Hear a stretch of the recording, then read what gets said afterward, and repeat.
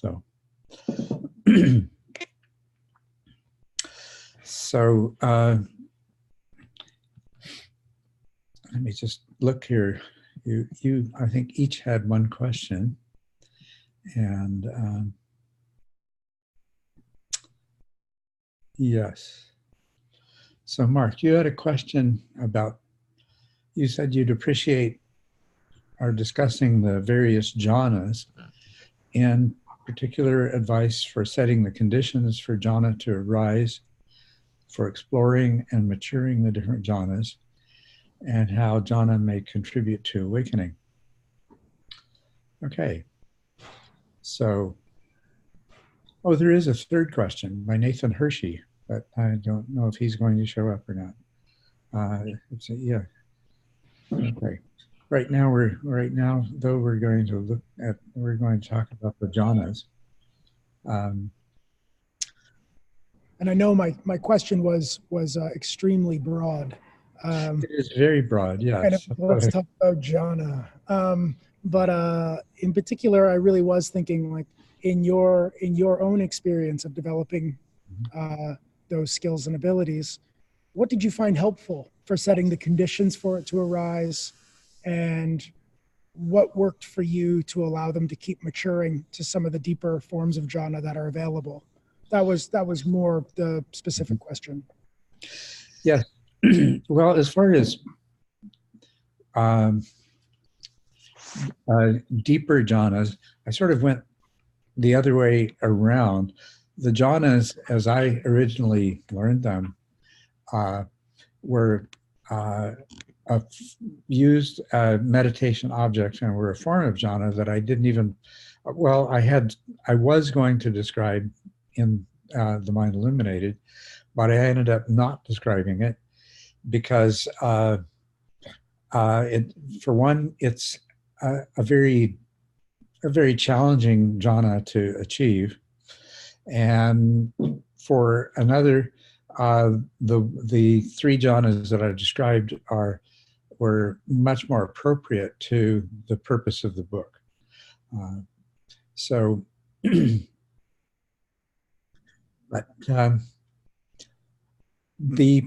one of the most important things in terms of understanding how to prepare to enter a jhana is to understand what is meant by the jhana factors and what the implications of them are for access concentration. So one that I think a lot of people don't necessarily understand, but when they succeed in jhana, they manage to do it anyway, is that all of the hindrances have to be subdued. Well,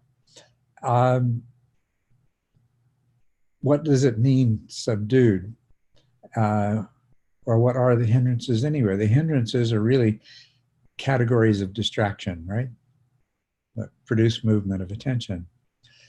And to subdue the hindrances is just a shorthand way of saying overcome movements of the mind, right?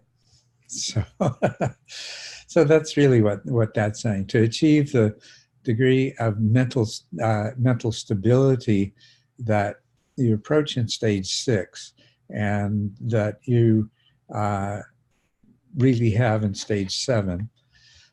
And of course, you can enter a whole body jhana in stage 6 because the magnitude of the meditation object itself contributes to the state of there being very little distraction in that. Now, the other jhana factors are directed and sustained attention. Now, I take the meaning of this to preclude any kind of dullness. So you could potentially achieve a state where there was no real movement of attention in the sense that subduing the hindrances is referring to, but it would be a state of dullness. And so directed and sustained are both active words. And so the implication of directed and sustained attention is that you're not in this somewhat dull or dormant state, that you have reasonably powerful mindfulness in terms of mental alertness and conscious power. Then, of course, there is the joy and pleasure. And so the joy, the pleasure comes from the joy, actually, but the two one is a mental state and the other is a feeling. The mental state gives rise to the feeling. The feeling conduces to the mental state, and they create a positive feedback. And so, of course, as the mind becomes more unified around the meditation object, joy naturally arises and is associated with pleasure. So it depends on the degree of unification of mind that one begins with, just exactly what you might need to do in addition to just, you might already be in a place where there's sufficient unification that you can enter that flow state, and the flow state itself produces joy. It's associated with the rising of joy and pleasure. So those are the last components of access. So in essence, what the instructions for access concentration are is stabilize the mind to that degree of samadhi where there is as minimal to no alternation of attention, to not be in a dull state where there is whatever you're using as the object of your attention, you're highly focused on. There is in the instructions a reference to a withdrawal of the mind from the senses, and it need not be a complete withdrawal, but what it means is that there's a minimization of sense distraction. In other words, occasional noises, bodily sensations, and things like that are not drawing attention or even necessarily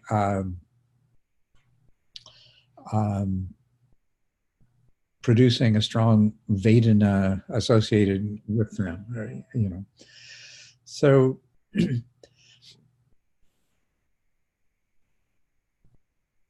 then when you have this degree of stability of attention and this degree of alertness, then you need to just enter the flow state. So whatever you're doing, whatever you're using as your meditation object, you just go into a flow state, and that will take you into the first jhana. That's those are the basic ingredients of it there. The interesting thing about directed and sustained attention, and it's interesting, one of the things that's interesting about the words here that I'm translating as directed, sustained, and sustained attention, have been translated in many, many ways as thought and investigation and all kinds of other things like that. None of which are really especially or even at all compatible with entering that kind of flow state that's called jhana. Rather, they explicitly recognize that to intentionally direct your attention to an object is one thing, and for it to be sustained there is another. And that at a very subtle level, even in the first jhana, there is, whenever there arises a tendency for attention to move, there is a redirecting. And so you will find some descriptions in which there are, rather than 4 form jhanas, there are 5. And the distinction between the first 2 is, in the first there is directed and sustained attention, and in the second there is just sustained attention. Now what that points to me is what we've more recently realized, by we, I mean modern Western interpreters of the Buddhist meditation teachings, is that it's possible to have jhana over a variety of different depths. Now, and the depth of the jhana is going to depend on the depth of the concentration in access. So, for example, somebody in stage 8 who enters jhana is going to enter a jhana. The attention is directed once, and from thence on it is sustained. So essentially there is not a distinction between these two. What using the 2 terms directed and sustained attention, I think, points to is the fact that there wasn't, that the Buddha's definition of jhana and in early Buddhism, jhana was not nearly so narrowly defined as it came to be by the time of the Visuddhimagga. So in the Visuddhimagga, the term directed attention is pretty much superfluous, because your attention just is sustained and there are no tendencies for it to move, and so there need not be this jhana factor of directed attention to correct for any tendencies for movements to take place. Now, these are all things that you can relate to in terms of flow states involving physical activities. You'll find you can recognize all of these things that are talked about. They're exactly the same thing, including this the depth of the flow state and to what degree there is a subtle tendency towards distractibility that does or does not need to be corrected for. But the jhana factors of joy and pleasure are essentially describing the transition from access to first jhana. And what's happening in the flow state is that there's a mechanism that we all have in our mind, developed to some greater or lesser degree, which under certain circumstances acts as a filter to filter out all kinds of distractions. So I think this is something that in itself would be an interesting thing to look at from the point of view of the predictive processing model.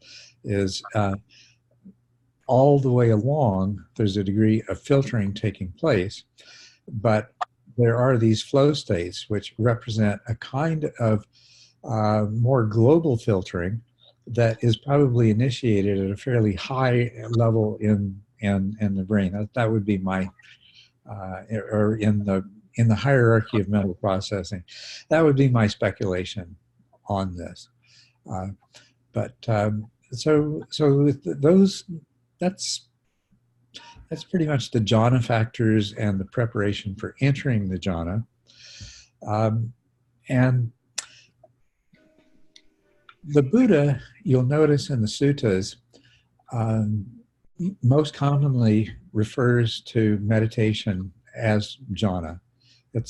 He uses this term over and over again. And if we look at different contexts, where it's used in different suttas where it's described, we realized that this term was applied to a wide variety of degrees of absorption or flow, including, it would seem, even that degree that we probably wouldn't really recognize as a flow state, but just as a stable stage 6 meditation where you're constantly on guard for for distraction occurring, but you are successful in, well, you kind of see your mind recognize and correct for distraction as it arises. So putting it in the framework of TMI, the Buddha would even have included not just the flow state associated with the whole body jhana, but actually just the stage 6 degree of meditation as jhana as well. And that helps us to understand a lot of the other things that he says about meditation as it goes along.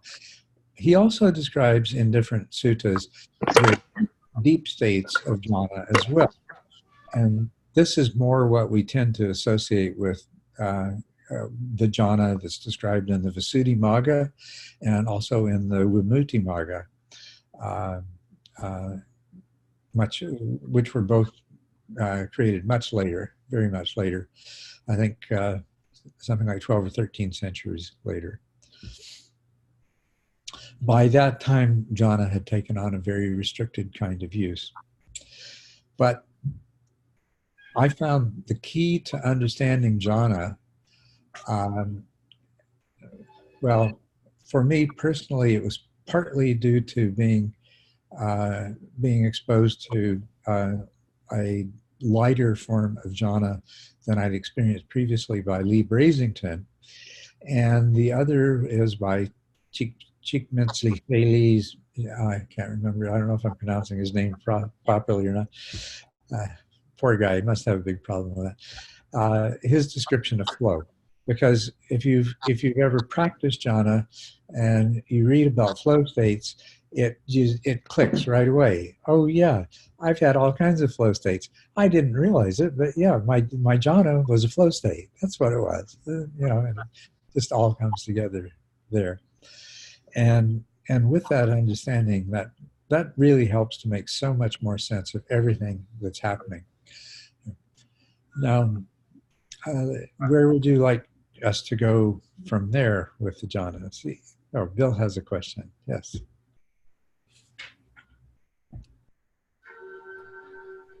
Can't hear you. You're muted. I was curious, around the jhana state or around axis concentration, is there any statement that can generally be made about the state of peripheral awareness during that time? And there's a second question, but yes, I could state that too. My impression is that when we go into a jhana state, or that generally the concentration or the object that we're concentrating on at that point tends to be like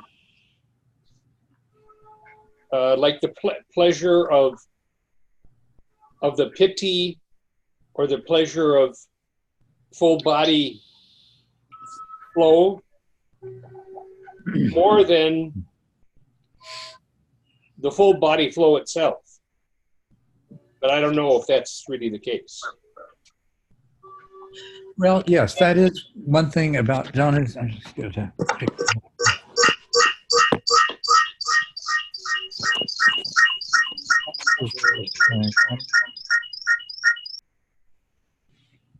there. That seems to have taken care of it. Okay. Maybe I better take these questions one at a time. What was the first one again? I'll just unmute you.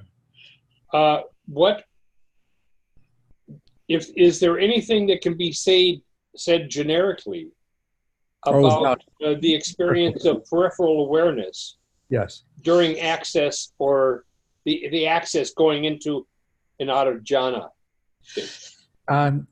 Yes, I think there is. I think there is, very much so.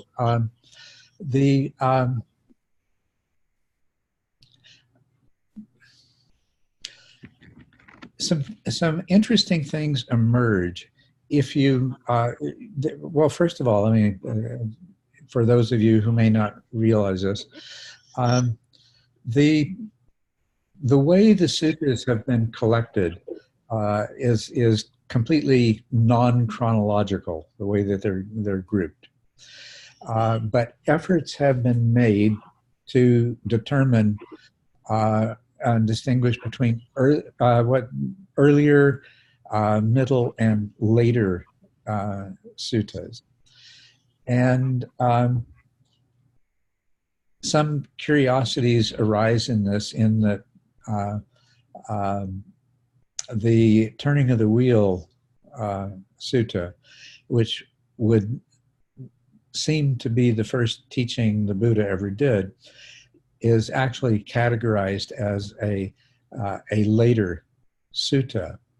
So probably the sort of thing that happened in the evolution of the Sutta Pitaka before it got written down, is that aspects of later teachings of the Buddha, which were reiterations of whatever his first teaching was and related to it, became incorporated into that. And so it contains in it later ways that he has of expressing himself, which is why I wanted to mention these strata, the earlier, middle, and later strata of the suttas. Because if we look at the way he describes different things in these different strata of the sutta, we can sort of see the emergence of how he taught things like meditation and jhana. So in the beginning, he makes very few distinctions. And jhana is usually pretty much samatha, and it's sometimes jhana and samatha are used interchangeably. Later on, we find meditation broken down into sama samadhi and sama sati. And so this is a later addition.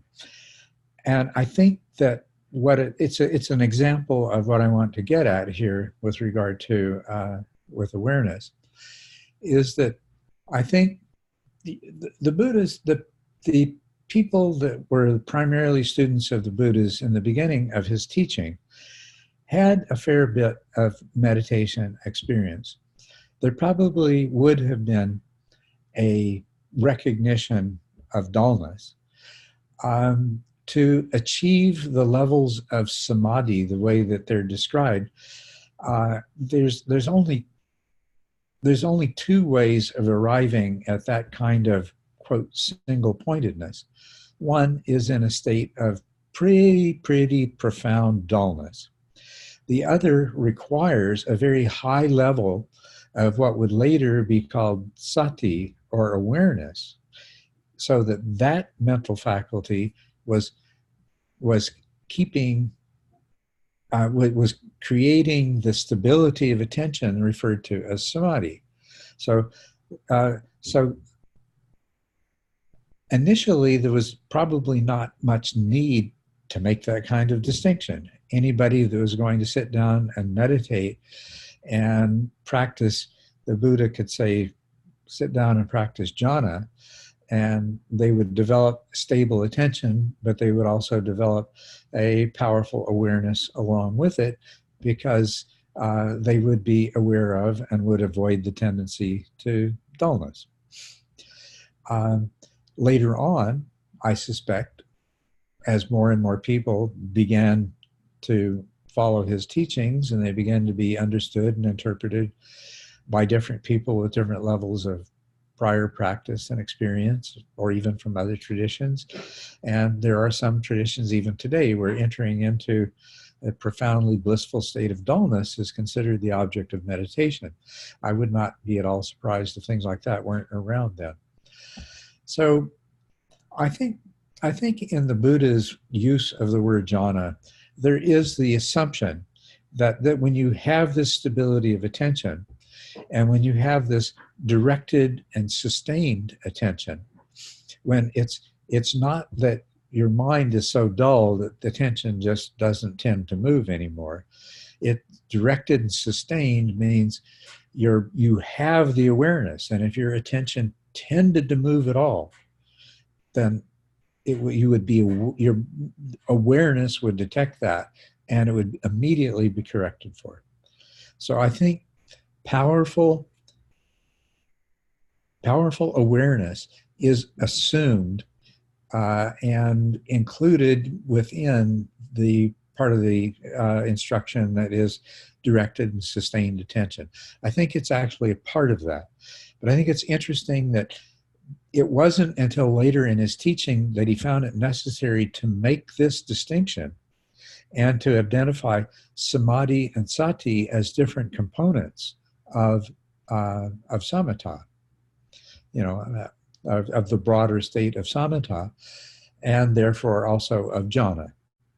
So definitely, I think any attempt to practice jhana that doesn't recognize that the mind needs to be in a very high state of alertness, and that the stability of attention is the result of that faculty of awareness, that metacognitive introspective awareness, recognizing and immediately correcting for any tendency for attention to move. So samadhi, true samadhi, only comes about as a result of the simultaneous development of sati, that the two are together. So it's, short answer, it's intrinsically a part of the concept of jhana as it's presented right from the outset. And this is something too that's obvious with flow states. There is a difference between true flow states. The mind is really very clear, sharp in a flow state. The scope of one's awareness may be limited, but nevertheless, there is very high state of awareness, of alertness, and not just stable attention. It's stable attention in the presence of the highly alert, highly activated mental state. So the second part of your question then, or the second question. The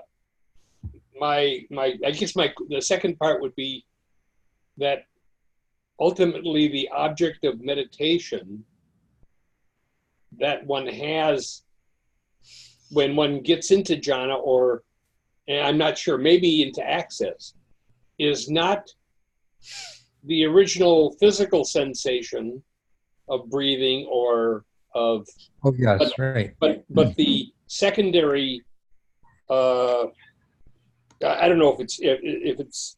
piti or the result of piti, that it's sort of a different kind of becomes a different object of meditation than the initial one. But that's just a speculation on my part. A speculation or an observation? It would be an accurate observation. Now,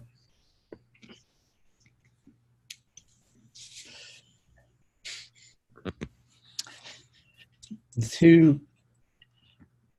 enter a jhana state, and the deeper the jhana that you enter, the the word that I want to use is abstract, but it's not. It's not the right word. If anything, the right word is almost the opposite of abstract. It's the more pure the object that you use to enter the jhana is. So, for example, take the whole body jhana, which is a very simple and light jhana, and maybe most of you perhaps have practiced that one, if not the pleasure jhanas and things like that. But yes, you're holding the entire body as the object of attention at the same time. You're feeling it as a single thing. This is as a single object. This is where it becomes challenging trying to describe it. It's what has been excluded is the differentiation of different body parts, right? What has been, what you are tapping into is the minimally processed sensory input from the body as a whole, okay? So it's sensation as sensation, as opposed to conceptualized sensation? Yes, exactly. That's right. Sensation more as sensation and much less conceptualized. You're just allowing the way that I think of it, the volume of information involved in trying to take in sensory information from the entire body at one time precludes messing around with that, processing it, conceptualizing it, and things like that. It's just, there's not enough bandwidth. So you just have to take as much of sensation, and you can't do too much with it, right? Now, something similar if we go to pleasure jhanas. So you might start off, you have a feeling of pleasure in your hands. Now, as you succeed in entering or as making this feeling of pleasantness in your hands an object of the jhana, or an object of attention for entering the jhana, you're going more towards just the hedonic quality of the sensation. You're taking one part of the sensation. The pleasantness in your hands initially is probably a combination of a light degree of contact with sensory receptors in the different parts of your hands where they contact each other or clothing or body, of warmth and so on and so forth. It's a variety of different sensations that have undergone some degree of processing, differentiation, distinction, and things like that. But as you move closer to making them it's just the pleasance, the quality of pleasure of it, the pleasantness of it, rather than the pleasant sensation in my hand, just the pleasance of it. You're tuning in to and you're excluding these other factors, and you're tuning into a more refined aspect of the sensory experience. One that actually arises secondarily to the sensory experience itself. You know, the feeling of touch may give rise immediately afterwards to feelings of pleasant, unpleasant, or perhaps neutral. And this brings to mind the fact that everybody, these things become so much easier to understand if you do practices like the applications of mindfulness, 4 applications of mindfulness, as a part of your overall training. You actually work with pleasure and pleasant, unpleasant, and neutral sensations. You discover that the Vedana follows the sensation. It arises almost together with it, but it is separate from it. But by the time you've identified it as a sensation, it already has that hedonic quality associated with it. Not only that, you'll notice that the mind's response to it can be the same or different. In other words, it could, as a physical sensation, be pleasant, but once it's been processed at a higher level, you might find it unpleasant. Or an unpleasant physical sensation might be interpreted, the mental response to it might be one of pleasure. So you begin to see that the hedonic quality associated with sensation is something different and something apart from the sensation itself.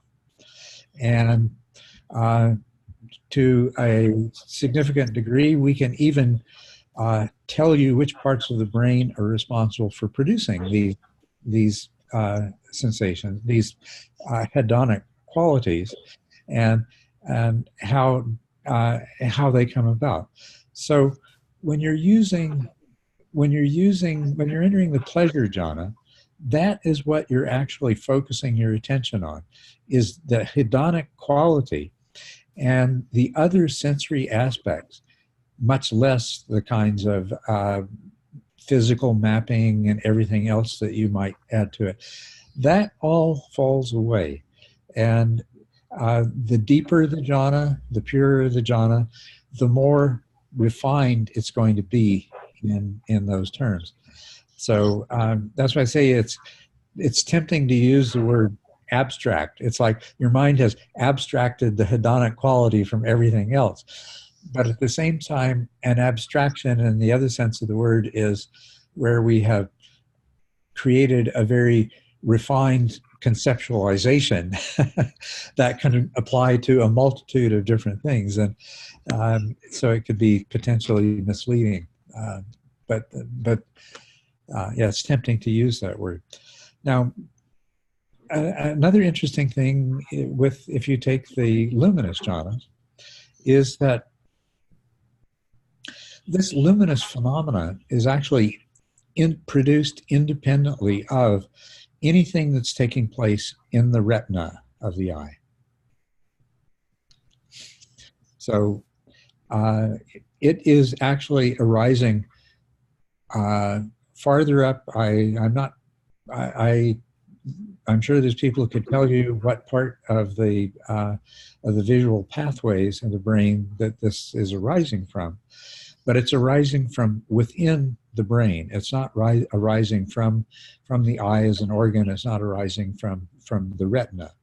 So it is already even in its origins abstracted from the visual process. It's an illusion of illumination generated by the visual processing mechanisms in the absence of input and brought about by systematically even ignoring sensory input of every kind. So that overflows into the visual system as well. So even in the closed eyes, there is some visual activity, but you're essentially just ignoring that to the degree that it falls away, in the same way as with all of the other sensations associated with pacification of the senses. Does that answer the question? Only with is there a different kind of an object that arises going into axis concentration? Well, or does it tend to be either one of those paths? Yeah. Well, in the first two examples that we used, your initial object in access concentration wasn't just the body sensation in its minimalist and purest form. It became that way in access. And then that's what became the object of your first jhana. Likewise, when we speak about, it was a pleasant sensation associated with your hands, and in that area that was your initial object of access concentration. It became refined, and this is, I believe, when you experience that refinement directly, and this goes to something else that I think was implied in Mark's question, is, what can you do with the jhanas? Even in the process of sitting down, establishing access, and seeing how access is transformed to first jhana, you can get a direct glimpse into the way the mind is, the way the mind works, and what's happening there. So you can actually sense how the object of your attention at the beginning of access changes until it has become sufficiently, now I've used words refined, purified, and things like that. But what this is also is pointing at is what is the essence of absorption or flow, which is that the mind-brain is filtering out a tremendous amount of other information so as to produce this very focused state, right? So you can see that coming on. You can experience that coming on. Now, with the luminous jhanas, what you really are doing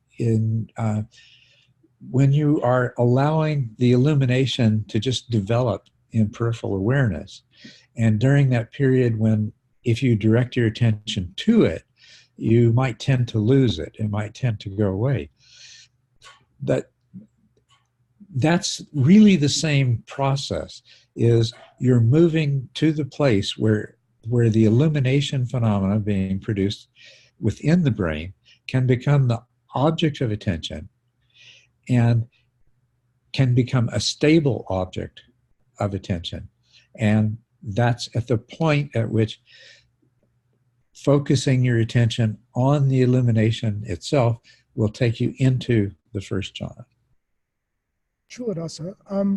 I've heard sometimes from other teachers like Shaila Catherine that the luminous phenomenon, the nimitta, can occur in different modalities. Has that ever been your experience, where that's just the visual modality, but there may be sort of tactile analogs for the visual illumination phenomenon? There might be a tactile or whatever else. Have you ever had an experience with this? Yes, I have. As a matter of fact, the jhana that I originally was trained in was called the mental counterpart of the breath. And so you started out having already developed very, very stable concentration, focus on the breath. And there's this repeating cycle. And then what comes out of that, and now to refer to this, I mean, it's a parallel to the luminosity, okay? Because it has no luminous quality to it at all. But the cyclic nature of the breath becomes a thing in itself, and that becomes the object of your attention. What your mind seems to be doing is that probably for sake of efficiency, it's been doing this all along. Shortly, at some point, fairly soon in your process of observing the breath, what the mind did is created a model of the breath cycle. And instead of watching all the different events that arise and pass away in the course of the breath cycle, it only observed the deviations from the standard model. And the standard model became more and more refined as the hundreds and thousands and repetitions of following the breath cycle were repeated. Then you have this model, and all the mind needs to do to be aware of a breath cycle is to be aware of it in its totality and observe the deviations that occur inevitably with each breath, right? So in that case, it's something like it has some parallels with part of the visual pathway producing a subjective experience of illumination. Part of the sensory pathway that has been monitoring sensations from the tip of your nose. In that pathway, there has arisen this I imagine it as some kind of complex reverberating circuit, and it's nested within a larger circuit that all it has to do is detect any deviations from the norm. It is literally a countersign. It is not the physical sensation itself. It is literal counterpart to the mental counterpart, mental countersign. Yes, absolutely. So if that's what she's referring to, then I have had that experience. If she's referring to, I think I haven't had that with anything else. But I could see it being possible with other things. Is there an auditory version of that? As a matter of fact, I know that there is. Not that I've ever experienced it, but I have a student I've had a number of students who have done, who have used the inner sound, or nadi as it's sometimes called. There's a nadi yoga, N-A-D-I, where that's the meditation object. There are light and sound meditations in Sikh tradition in particular. I'm familiar with one where they do exactly that with sound. Yes, exactly the same thing. They take the inner sound as a meditation object, and they enter very deep jhana using that inner sound. So that's not one that I have done myself, but it's there are many instances of it. Many people do it, and I have had students who have stumbled across it and found it to be, for them, the easiest jhana that they can practice. And the physiological one, I think it's Bhikkhu Bodhi talks about it as well, about this sort of airy or spacious quality of tactile sensation, but it's not the sensation itself, but rather sort of a spacious sensation that can be taken as an object as well. And I imagine it's just the same thing as you said, visuality. It's not the visual signal itself, rather it's higher up in the visual hierarchy. I just imagine an analog in the physiological sphere as well. But you answered all of my questions, so that was really great. Thank you very much, Culadasa. Okay, I'm glad yes, and this is this.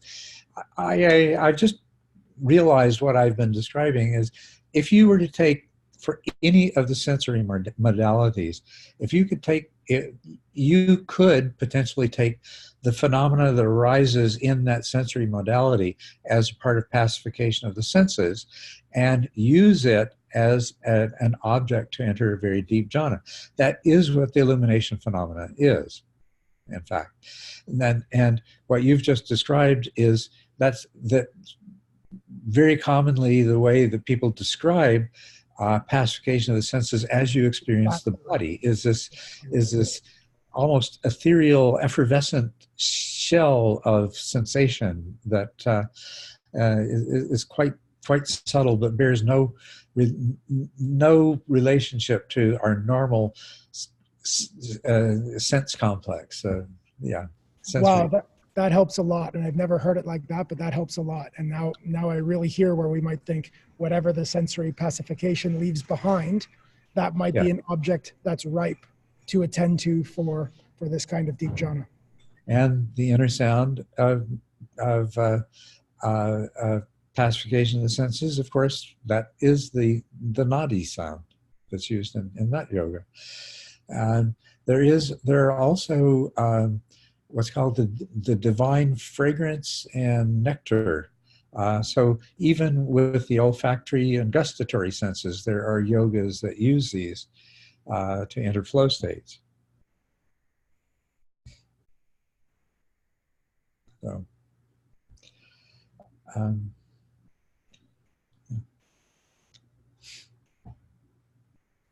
Thank you so much. You're welcome. You're welcome. Let's look at Michelle's question here, if you'd like. And I'm going to ask you to help me with it. Okay, just to, you say, there is the knowing of emptiness and form with accompanying equanimity. As compassion continues to expand, there is the knowing that there is only interconnectedness. How might one now approach boundaries within context of the human experience? Is it even possible to set boundaries from the state of interconnectedness without re-entering the state of separateness and duality? If one is living as pure intention, there is nothing to do other than to allow for the unfolding. It seems as though the mere fact of suchness and causality render any boundaries unnecessary. What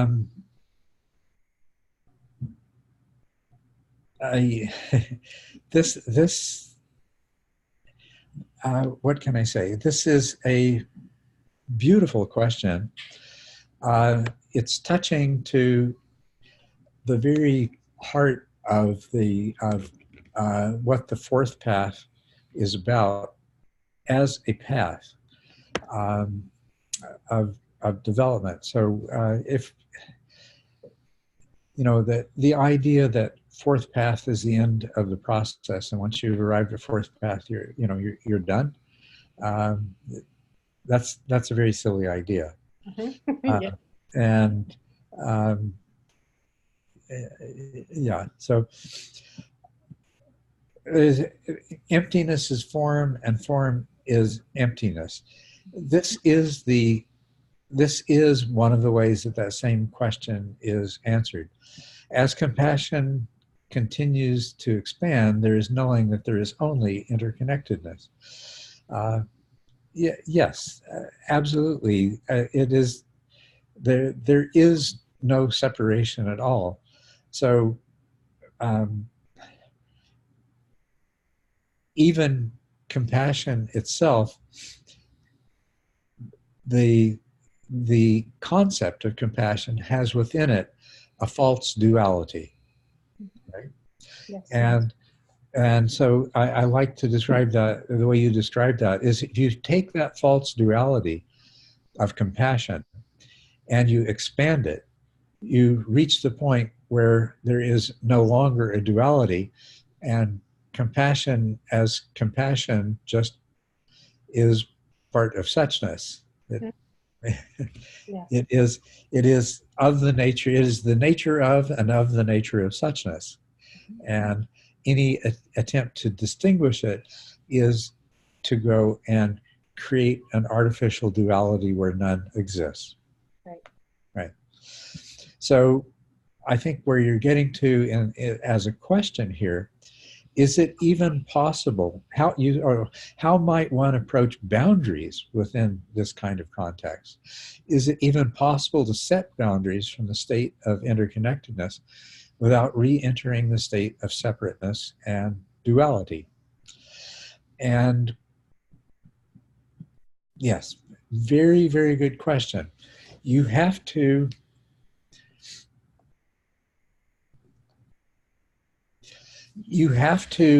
maintain how to put this? Okay.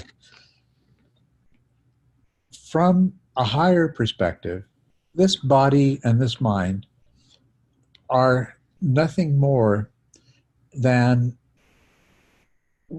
a particular confluence of causal processes that has been artificially bounded from the larger whole. Mhm.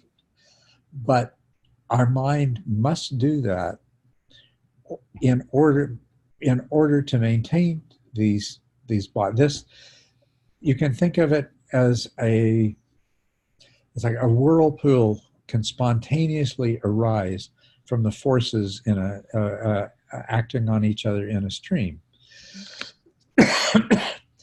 And it will exist until there is sufficient change, and there's continuous change, constant change. At some point, there will no longer be that confluence of forces that gives rise to the whirlpool. Now, comparing Namarupa, the body, mind and body, a being like ourselves, comparing ourselves as a being to that whirlpool that has arisen in a stream. Okay, it's arisen out of the total interconnectedness, causal interconnectedness of the continuous unfolding of suchness. But as a self-organizing system, it can sustain itself.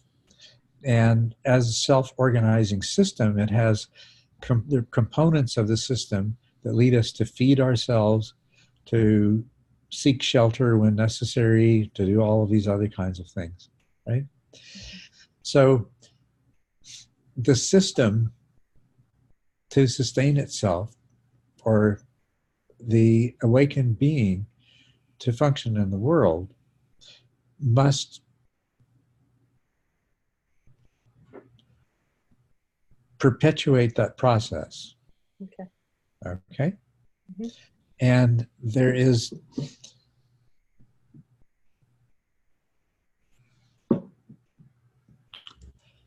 the whole of suchness has brought in its unfolding, has brought us into being in such a way that we have the potential to,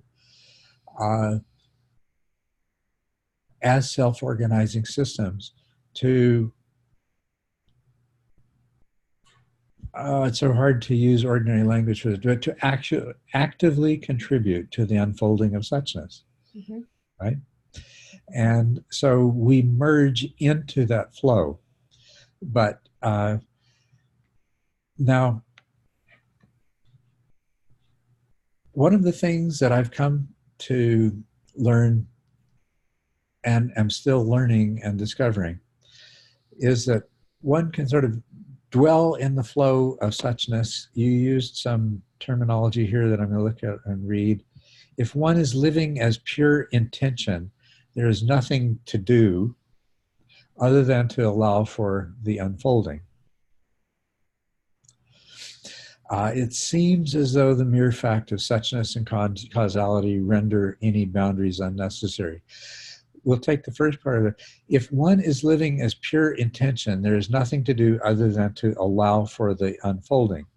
So we can sort of look at this from this higher perspective and say, I'm just an unfolding process. The fact that I'm sitting here and speaking to you via something called Zoom and all this other kind of stuff, this is just an unfolding process. There's no one, doesn't need anybody to do it, Mm-hmm.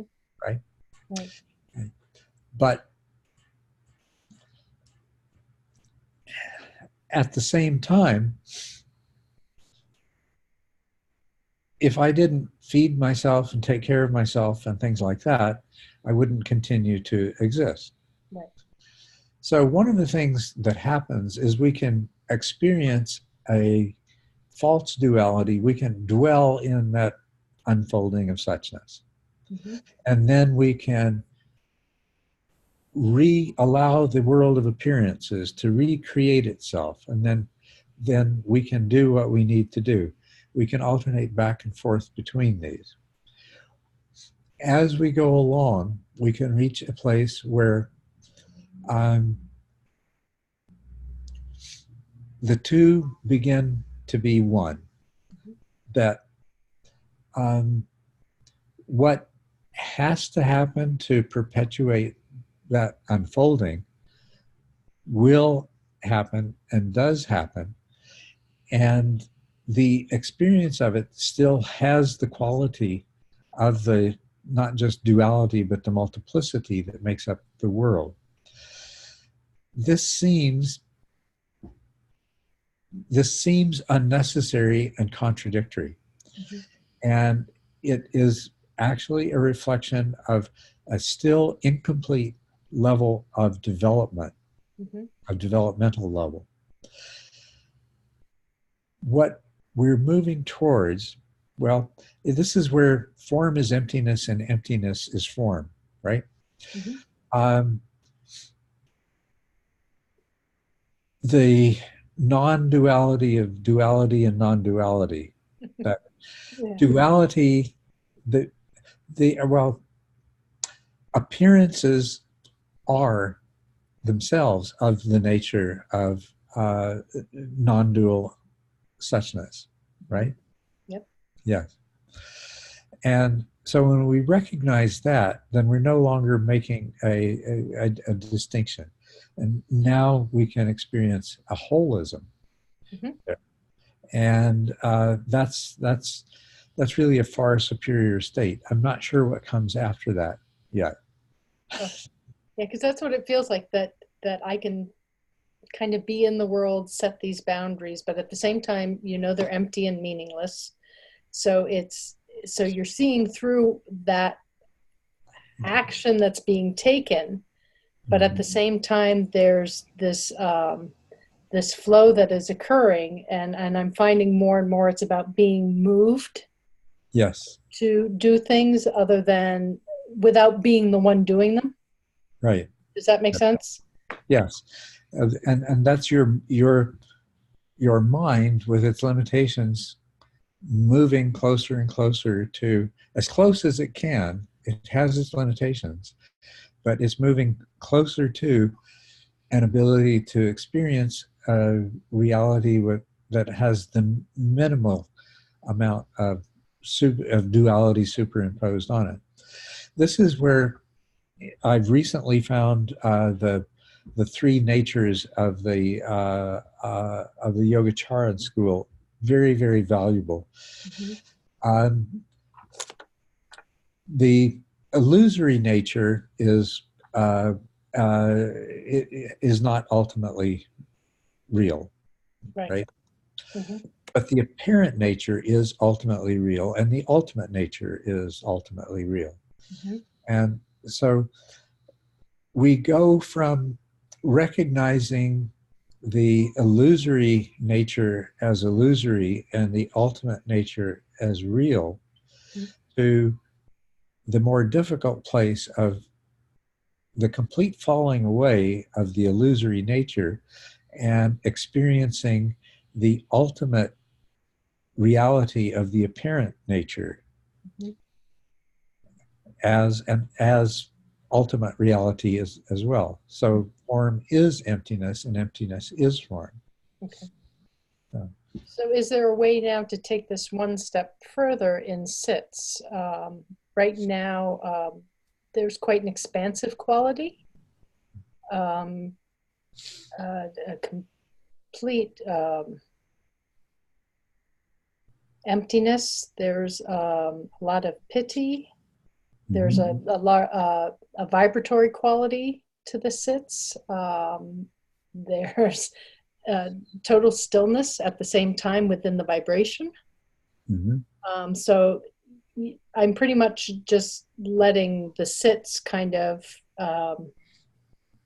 take on their own sense of direction. And I'm not sure if there's another way to approach it or a way it should be approached.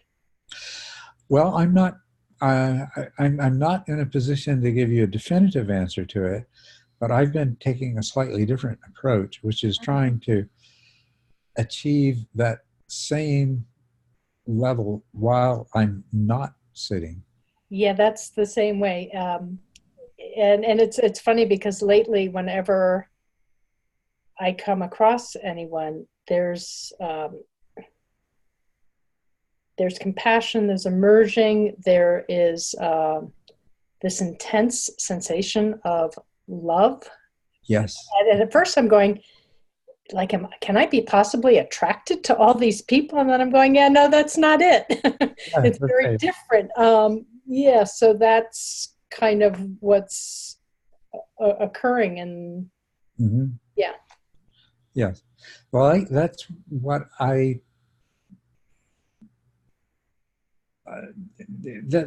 that's what I would describe as being in the world in the I am that, in the place of I am that. Mm-hmm. And so the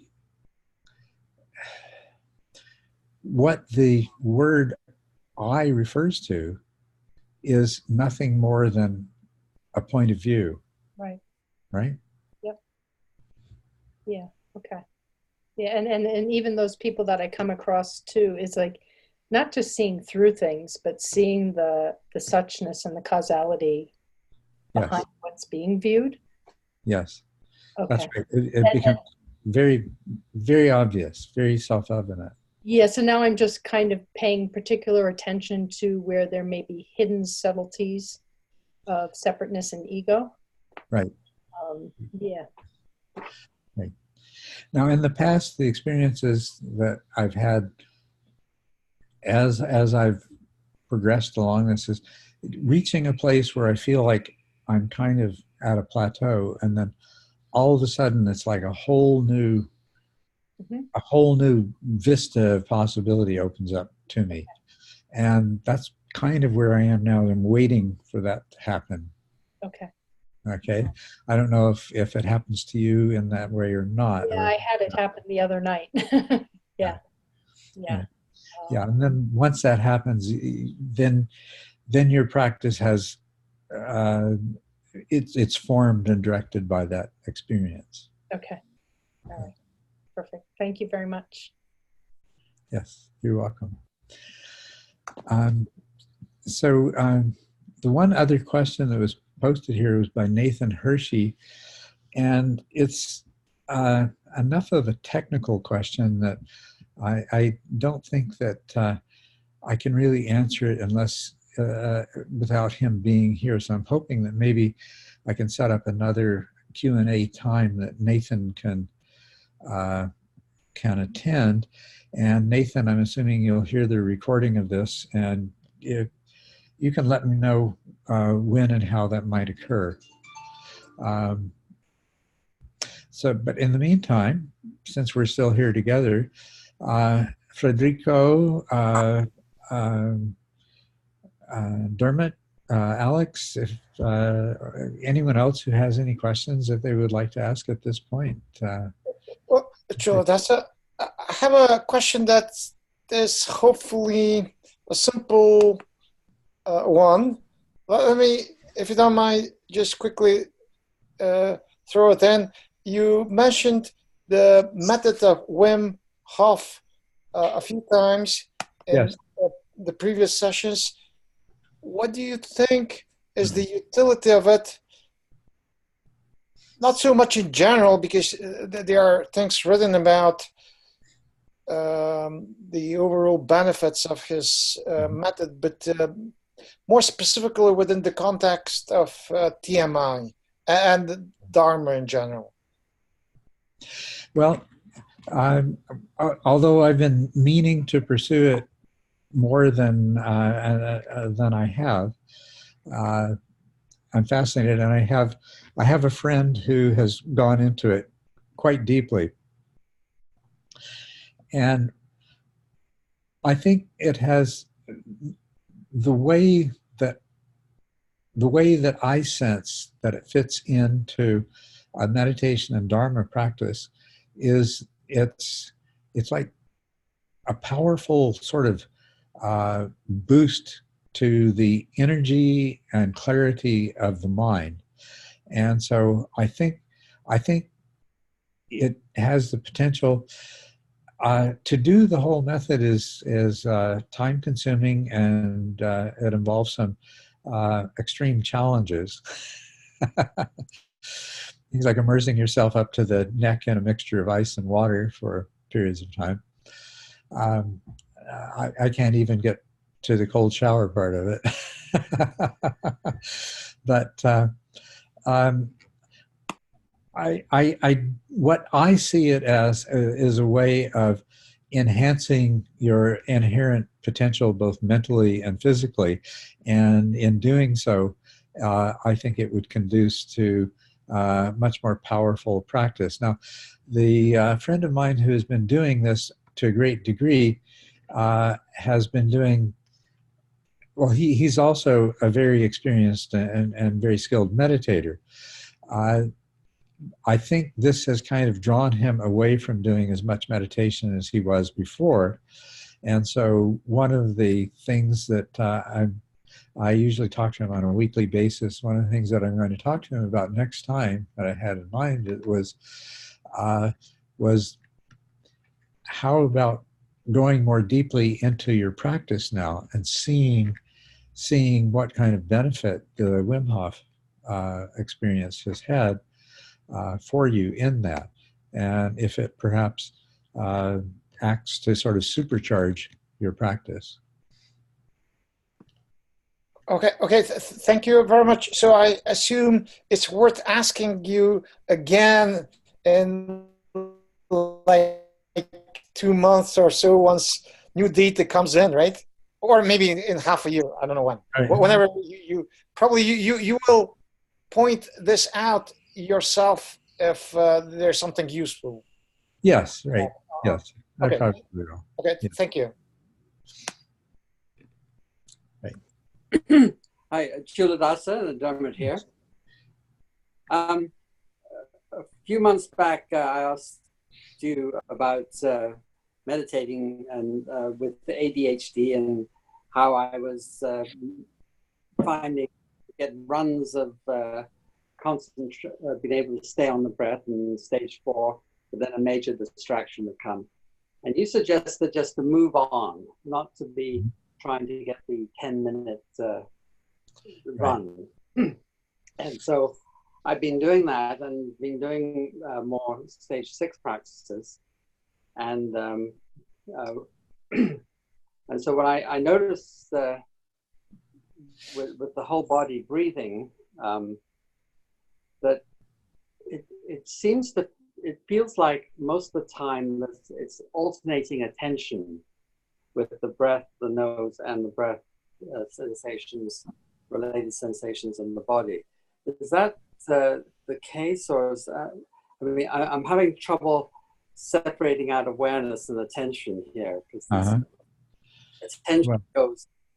Yeah, well, and that is what is going to be of greatest value to you in your practice at this particular stage is to bring about that clarity of what is attention and what is awareness, because moving attention can mimic awareness, but only to a very, very limited degree.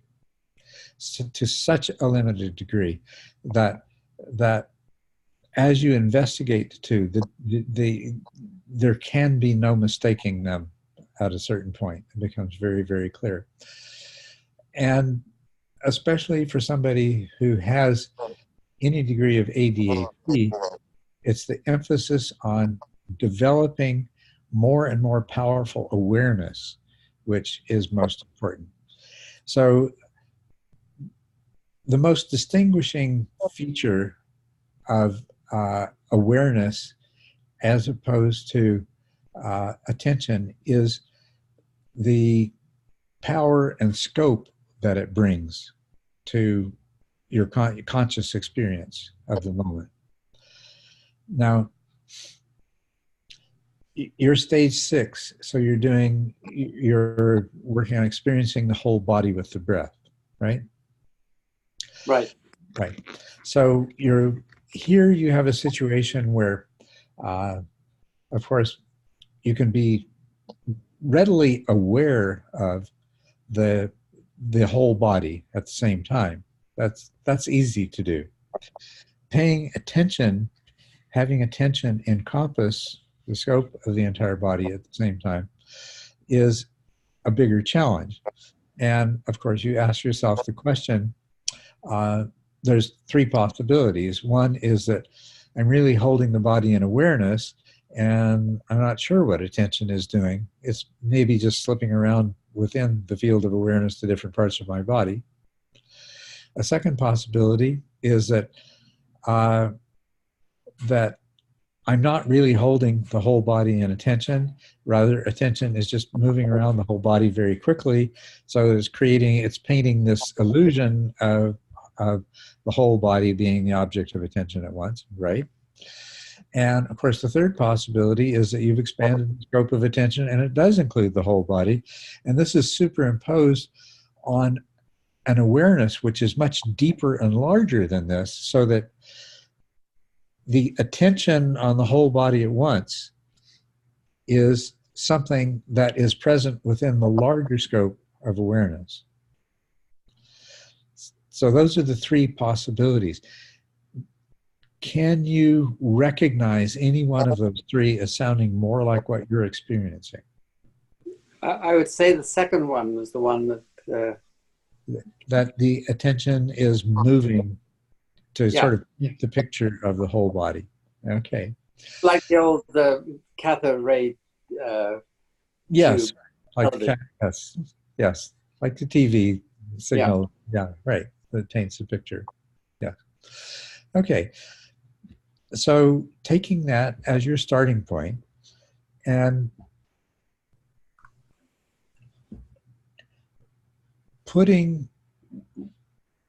now you want to get to the place where you have this powerful, all-encompassing awareness in which attention to the body is merely one component of that larger awareness. And so don't be overly concerned about whether the mental image of your whole body is being created in this sort of sweeping attention way, or whether it's a stable, expanded attention. Instead, put your intention on seeing that whole body within the much larger context. Let attention work it out for itself. See if by resting in its place with the intention of expanding the scope of attention so that you're holding the whole body in this larger framework, if you don't experience less of that sweeping or moving around, creating the picture, and more of an expansion of a single, of the scope of attention to encompass the whole body. Is that, am I putting that in usable terms? I think what you're saying is just to allow my attention to be so broad that it includes the whole body. Let go of focusing on the nose with attention, but just whole. So more like a stage 5. That's right, exactly. And at the yes, it's like a direct continuity from stage 5. And the thing is that this should be contained within this much broader scope of awareness. That you have various subtle forms of mental activity taking place. You have sensations arising from outside of the body, like sounds and things like that. That there is a much larger panoply of experience, of which the body and the attention to the body are only one part. So just